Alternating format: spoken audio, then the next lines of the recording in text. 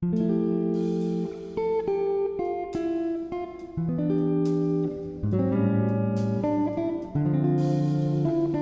saudara-saudara, renungan hari ini dengan tema Belajar Mengasihi.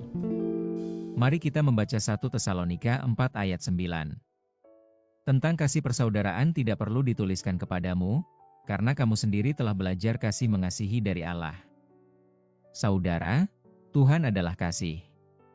Hakikat Tuhan adalah kasih yang sempurna, tetapi karena dosa, kasih tidak bisa secara alami dan begitu saja muncul dalam diri anak-anaknya.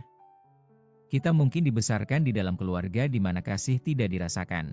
Mungkin kita disakiti oleh seseorang yang kita kasihi, dan hati kita menjadi keras sebagai pertahanan terhadap rasa sakit yang lebih lanjut.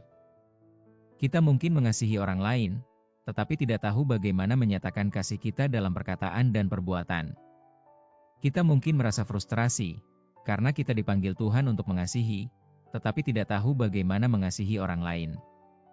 Saudara, Paulus menulis kepada orang-orang percaya di Tesalonika agar tidak berkecil hati untuk belajar saling mengasihi. Paulus tidak perlu mengajarkan kepada mereka bagaimana mengasihi, karena Tuhan sendiri akan mengajarkan kepada mereka bagaimana mengasihi satu terhadap yang lain.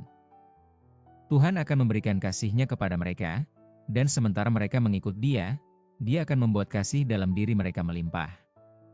Jika mereka menemukan seseorang yang sukar untuk dikasihi, Tuhan akan memampukan mereka mengasihi orang tersebut melalui Roh Kudus.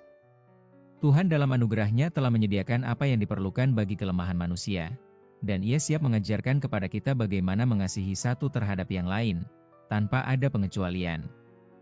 Saudara, apakah kita sedang bergumul untuk mengasihi seseorang? Tuhan akan menolong kita. Ia akan memampukan kita mengasihi orang tua, pasangan, anak-anak, teman-teman, atau musuh kita dengan cara yang lebih dalam daripada yang kita pernah lakukan dengan kekuatan kita sendiri. Jika kita tidak tahu bagaimana menyatakan kasih kita dengan cara yang lebih bermakna, Tuhan akan mengajar kita bagaimana melakukannya.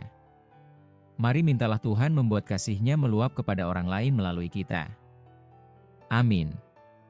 Tuhan Yesus memberkati.